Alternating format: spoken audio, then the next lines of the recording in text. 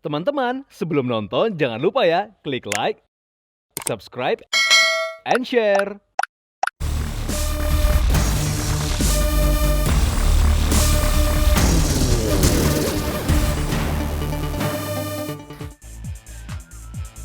Welcome back to Daily Lifestyle bersama aku Septa Andrian. Dan aku Natasha Liotania. Nah Caca, kalau ngomongin soal kecantikan itu kayak udah menjadi sesuatu yang wajib gak sih? Bener, cewek cowok semua wajib. Harus banget ya. Nah yang pasti ya kita harus atau pengen tampil cantik ataupun tampil tampan nih Ca. Yes, pastinya tak. Dan selain penggunaan skincare, saat ini juga tren banget nih perawatan di klinik kecantikan tuh semakin banyak diminati ya. Setuju banget ya, aku juga sering kok klinik kecantikan. Oh ya? Tapi sama mantan aku.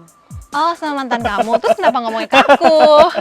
Ya nggak apa-apa, kasih tahu aja Ca kalau aku punya mantan ya. Oh. Nah, gak terkecuali oleh ibu hamil. Nah, kali ini aku juga mau kasih informasi yang pas banget untuk viewers yang tengah hamil, yakni perawatan kecantikan apa saja yang bisa dilakukan oleh ibu hamil yang aman dan nyaman tentunya. Wah, menarik banget ya, Tak. Karena ibu hamil itu kan pasti memiliki perubahan kulit yang sensitif ya akibat hormon kehamilan. Nah, kira-kira permasalahan kulit apa ya yang banyak dialami oleh ibu hamil dan perawatan apa nih, Tak, yang tepat? Aku jadi penasaran deh. Penasaran kan Caca? Iya. Viewer juga penasaran kan? Daripada penasaran, gimana kalau kita lihat informasinya berikut ini?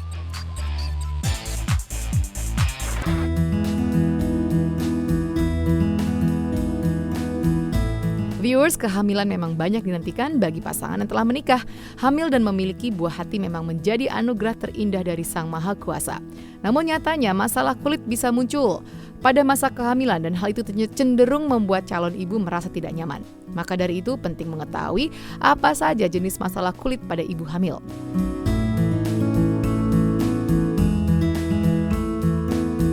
Kalau pada ibu hamil, yang pertama-tama kita harus mengetahui dulu bahwa pada keadaan kehamilan itu akan terjadi perubahan hormonal secara drastis. Nah, biasanya nih pada trimester pertama kehamilan, ibu-ibu sudah mulai mengeluh kok kulitnya jadi lebih berminyak, cenderung berjerawat, kadang-kadang pada di daerah kepala juga kok jadi ketimbul ketombe, beruntusan, bahkan akhirnya menyebabkan kerontokan pada rambut.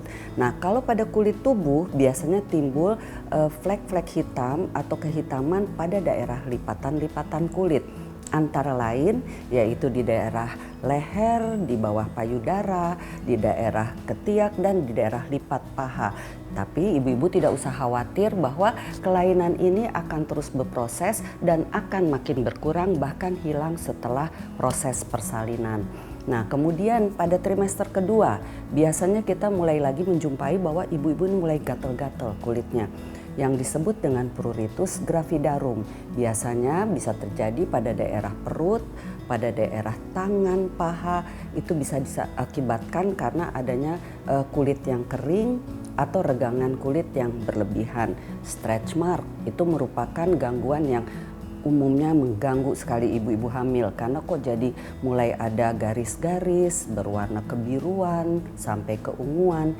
Biasanya terjadi pada daerah regangan-regangan yang berlebihan, antara lain daerah perut, daerah dada, bahkan di daerah bokong dan paha. Nah, ini sering kali ditemukan pada ibu hamil. Kalau sudah trimester terakhir atau 3, varises biasanya timbul pada daerah kaki, yaitu berupa urat-urat yang menonjol, berkelok-kelok dan seringkali menimbulkan rasa yang tidak nyaman buat ibu. Menjadi kaki pegel, kemudian panas, kadang gatal yang seringkali akan membuat keluhan yang cukup banyak pada trimester terakhir kehamilan.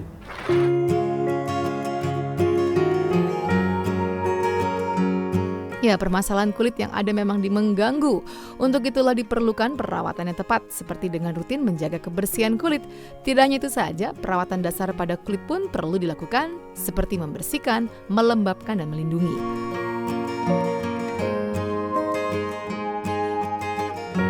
Sebelum itu tentunya kita harus mengetahui bahwa dalam proses kehamilan bahkan sampai persalinan dan menyusui ada 3 faktor penting, yaitu basic perawatan pada kulit itu sendiri.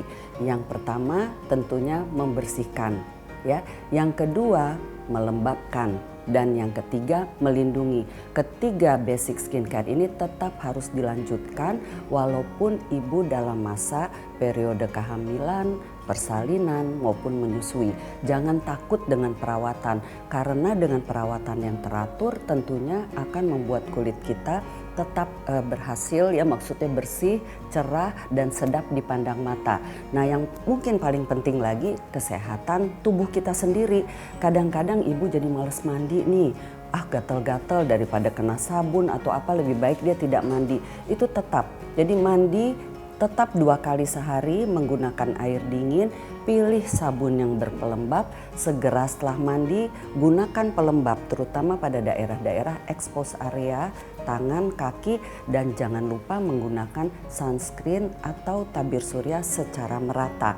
Mungkin hal ini yang perlu diperhatikan agar ibu tetap tampil bersih, cerah, dan berseri. Nah, untuk makanan mungkin merupakan faktor yang cukup penting karena sekarang ibu tidak makan hanya untuk sendirian.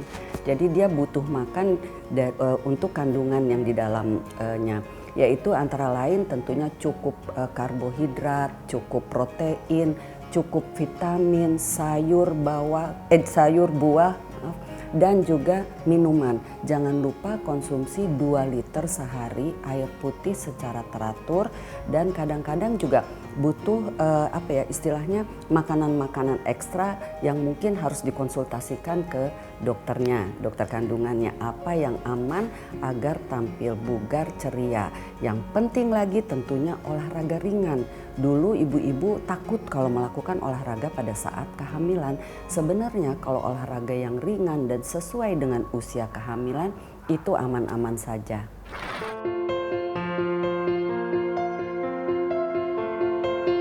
Viewers, selain perawatan dasar tadi yang wajib dilakukan, tentunya ada perawatan tambahan seperti facial di klinik kecantikan dan dokter yang berkompeten. Facial ini sah-sah saja dilakukan asal mendapatkan rekomendasi dari dokter terkait.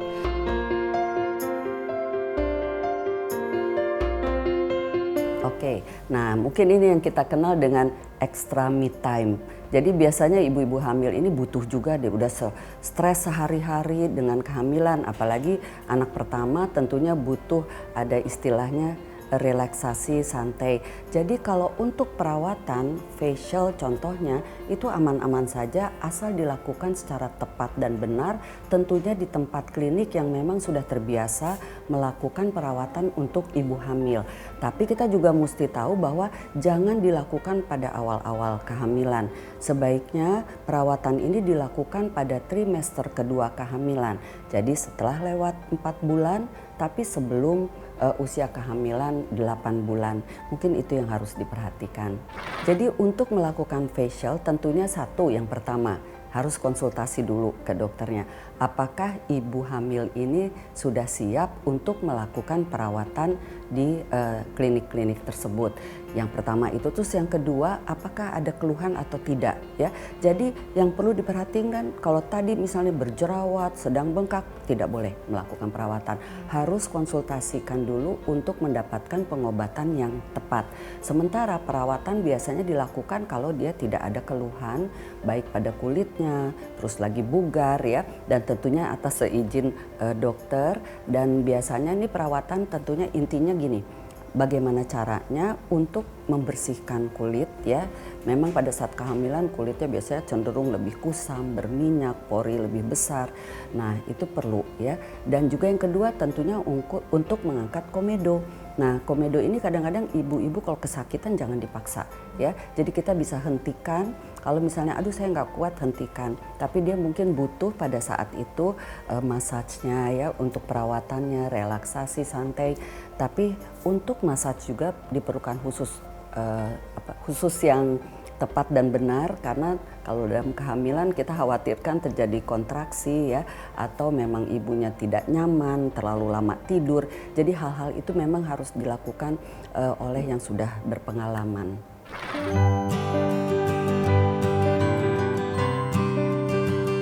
Nah, bagaimana viewers? Jadi jangan takut ya untuk tetap melakukan perawatan saat hamil. Yang penting harus konsultasi dan dilakukan di klinik kecantikan yang memang direkomendasikan. Jadi siapa bilang ibu hamil tidak bisa tampil cantik? Nah, berikut ini tips dari Dr. Tina untuk para ibu hamil. Semoga bermanfaat.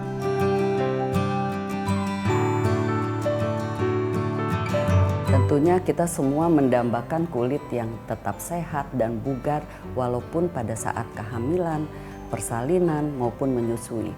Yang paling penting 3 basic tadi. Jangan pernah meninggalkan pembersihan, melembabkan dan melindungi baik di wajah maupun di badan. Dan juga yang paling penting adalah konsumsi makanan secara teratur ya.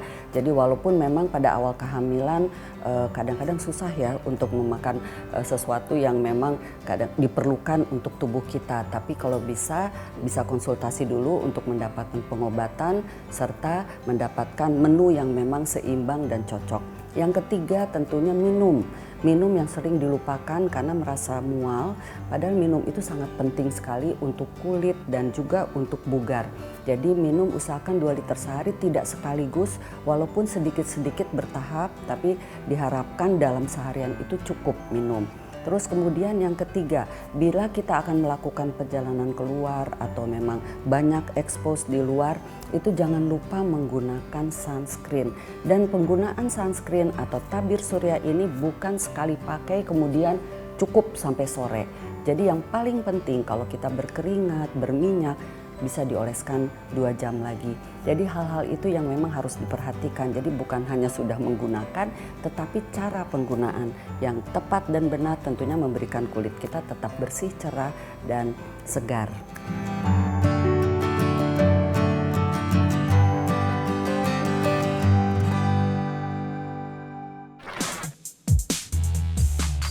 Wah, menarik ya informasi tadi. Nah, Septa dan viewers, tentunya aku masih ada satu informasi menarik lainnya. Kira-kira informasinya apa ya? Penasaran kan? Kalau gitu langsung aja, ini dia.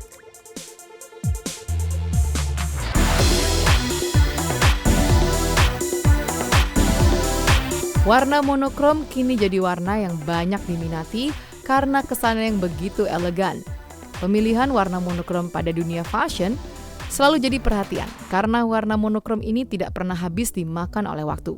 Jika viewers ingin pakaian dengan tren warna yang everlasting, tentu saja warna monokrom dapat membuat tampilan gaya Anda terlihat keren. Selain itu, pemilihan pakaian bernuansa monokrom hitam putih ini bisa bersifat fleksibel dan mudah dipadukan untuk keperluan acara apapun.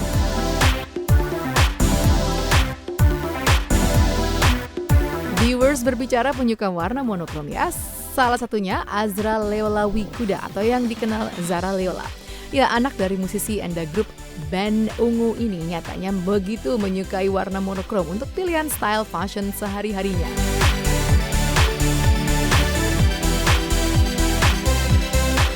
Monokrom banget, aku anaknya monokrom banget. Karena aku emang anaknya lebih seneng monokrom, lebih basic untuk dilihat dari foto, lebih apa ya?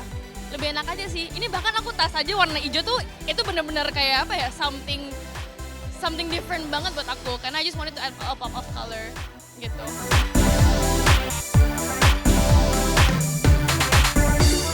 Selera fashion penyanyi yang memiliki proyek bersama dengan Keisha Alvaro ini memang terbilang abadi.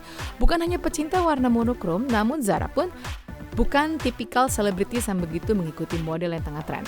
Baginya kenyamanan dan enak dilihat menjadi hal utama dalam hal fashion yang ditampilkan.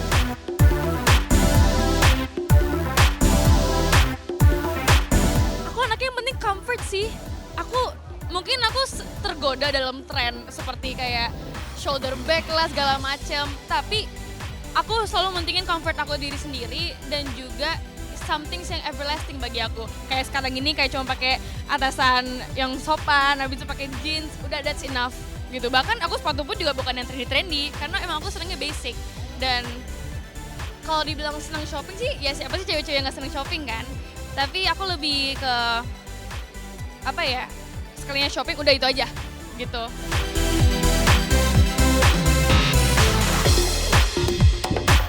Namun ketika ditanya koleksi fashion dan barang branded miliknya, Zara pun tidak begitu memprioritaskan hal tersebut.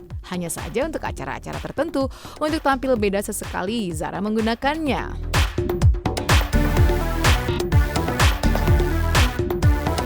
Tergantung occasion ya. Kalau misalnya fancy dinner, aku akan berusaha untuk lebih elegan, minimalistic. Tapi kalau misalnya emang kayak going on birthday parties atau enggak ya gitu-gitulah kan nongkrong, aku akan lebih santai gitu sih. I think for me having something branded itu suatu hal yang awarding buat aku. Masa sih? Ya, jadi sebenarnya mempunyai barang branded itu suatu hal yang apa ya? Mungkin ada yang penting sama ada yang enggak. Tapi menurut aku mempunyai barang branded itu suatu hal yang apa? Reward aja sih Kak kalau buat aku. Kalau misalnya aku alhamdulillah aku punya gaji, bukan gaji sih, I have work money yang lumayan besar gitu. Aku bakal beli branded stuff. Tapi bukan berarti bahwa I'm gonna show it off to people. Itu cuma buat kebahagiaan aku diri sendiri gitu. Tapi mungkin karena kebetulan ibu aku juga senang tas, senang anting, jewelry gitu-gitu. Aku pakai punya ibu aku juga gitu. Karena aku anaknya juga suka vintage kan. Gitu.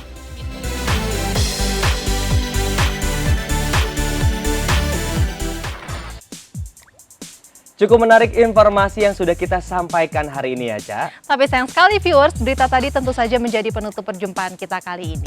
Sayang sekali aku dan Septa harus pamit dari viewers. Tentunya besok kita ketemu lagi ya dengan beragam informasi menarik lainnya. Akhir kata aku Septa Andrian. Aku Natasha Liotania, pamit undur diri. Thank you for watching Daily Lifestyle. The best source for your daily insight. See you and Bye. bye.